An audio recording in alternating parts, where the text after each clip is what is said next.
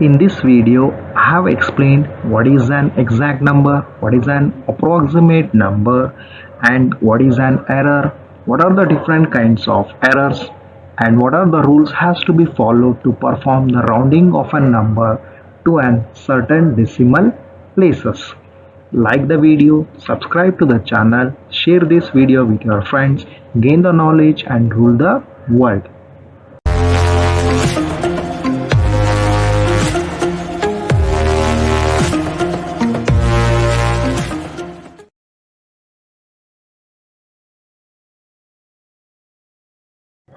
Exact number, a number with which no uncertainty is associated in determining its value, is called as an exact number.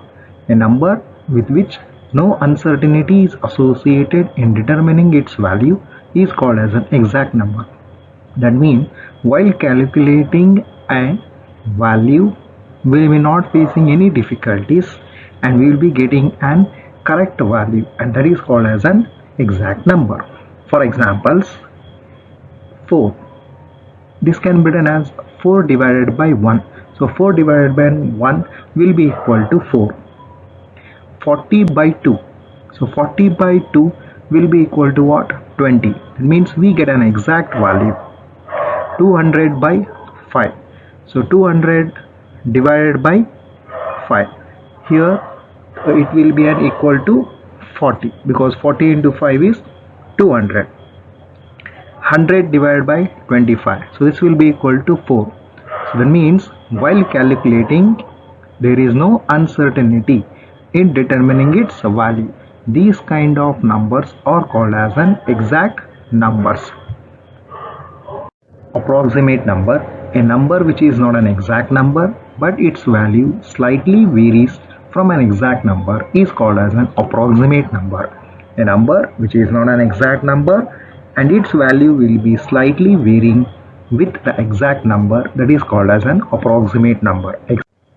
Examples: 1 divided by 3 will be equal to what? 0.3333. It is a recurring. So what we do, we write to up to 2 decimal places or 3 decimal places. For example, if I write to 3 decimal places, then it will be equivalent to 0.3333.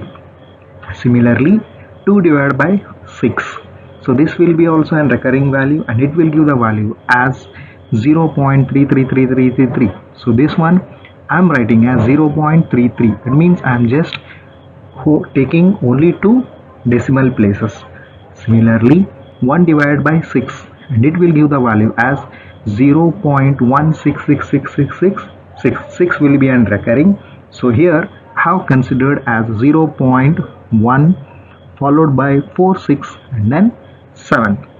That is what? It is not an exact number. It slightly varies with the exact number. For that purpose it is called as an approximate number. We shall look at another one example. 22 divided by 7. So this is an pi value and we know that it is 3.14287, like that we will get. While using at the time of calculation we will be using as 3.142. That is, it is an approximate number and it is not an exact number. These are the examples for an approximate numbers. A number which is not an exact number but its value slightly differs from an exact number is called as an approximate number.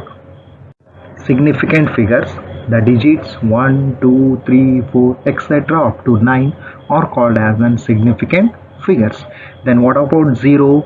So 0 will be considered as an significant if in case when we are writing number of the form or of the type 209, that is 209, 300, 300, 10,000, 10 followed by 3 zeros, 1007, that is 1007, etc.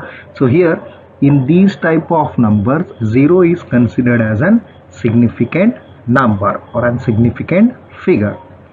But when we use it for the purpose of fixing up a decimal point or to fill up the places of undiscarded digits, it is not considered as a significant number. Example: 0.19, 2.3, to 000, 0.1987, 0.123 triple zeros, then 0001.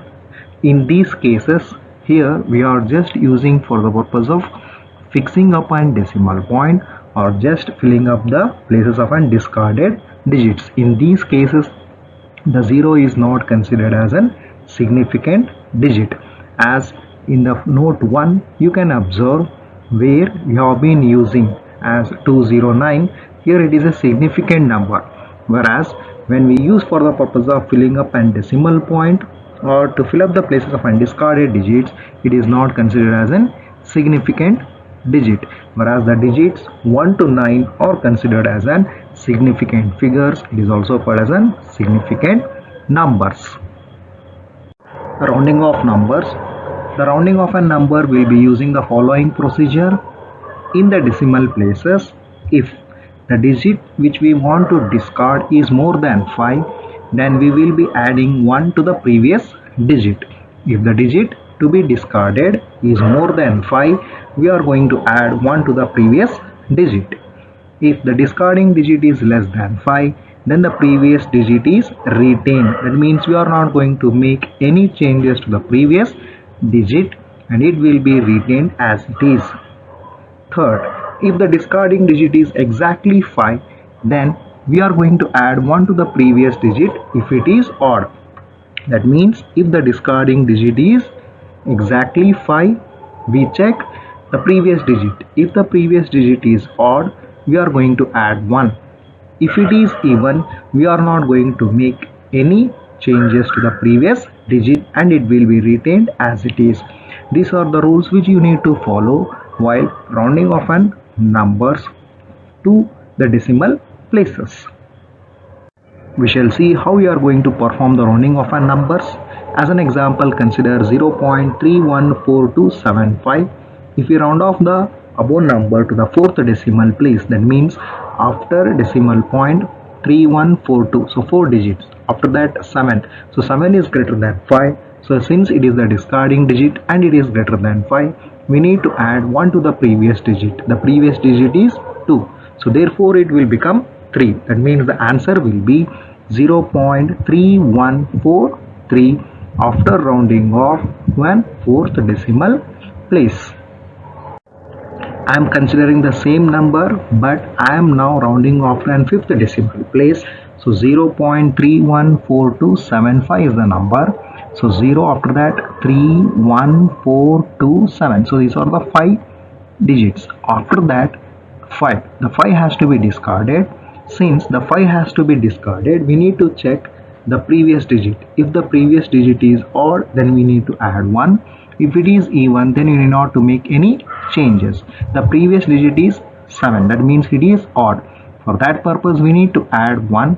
So therefore, after rounding off the above number to a fifth decimal place, the value will be 0.31428.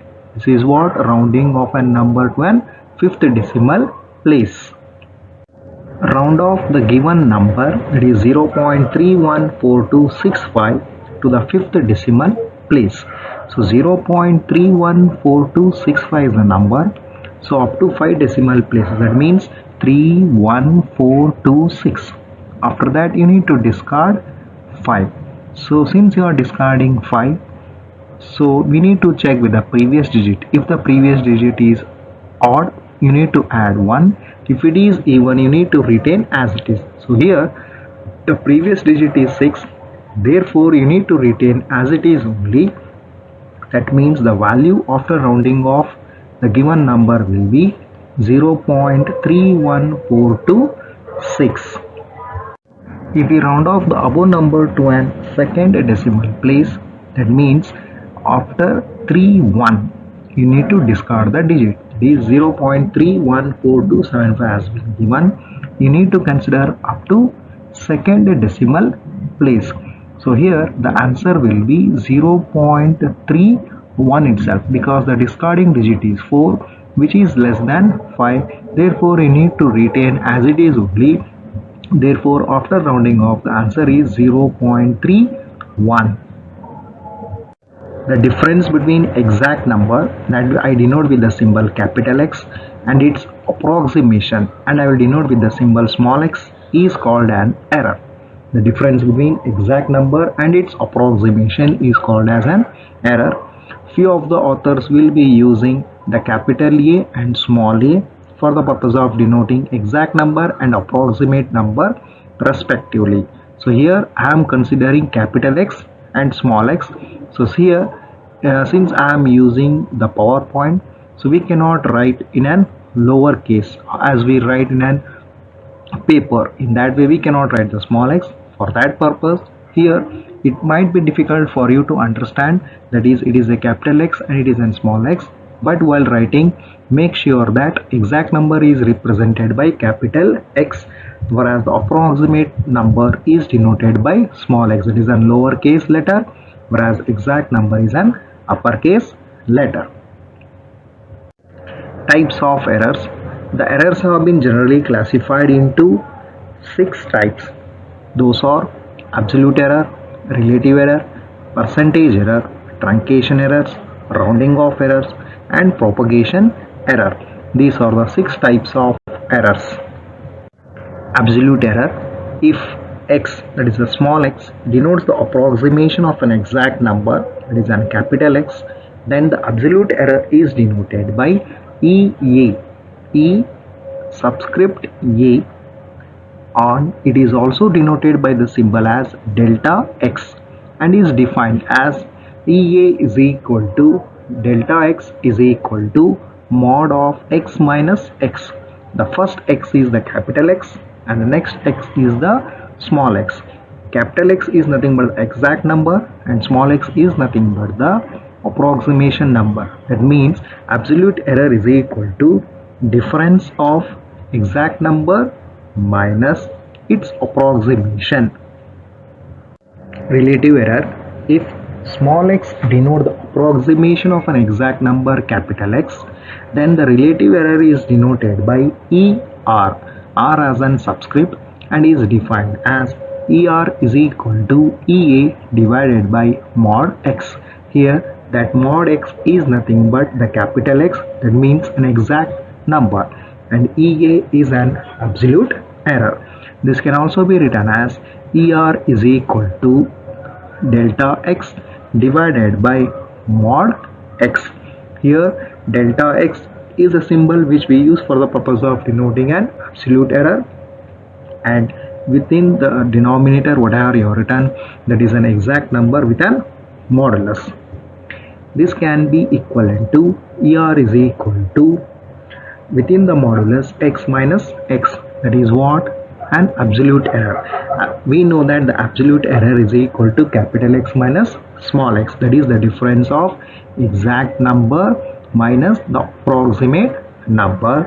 So therefore ER is equal to mod of capital X minus small x divided by mod of capital X, that is ER is equal to absolute error divided by the modulus of an exact number. This is the definition of an relative error. Percentage error.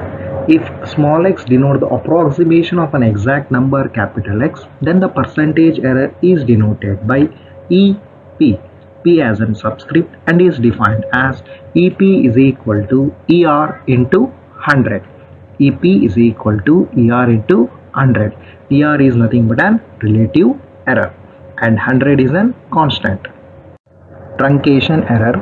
Error caused by dropping the trailing digits of a figure or a number is called as an truncation error.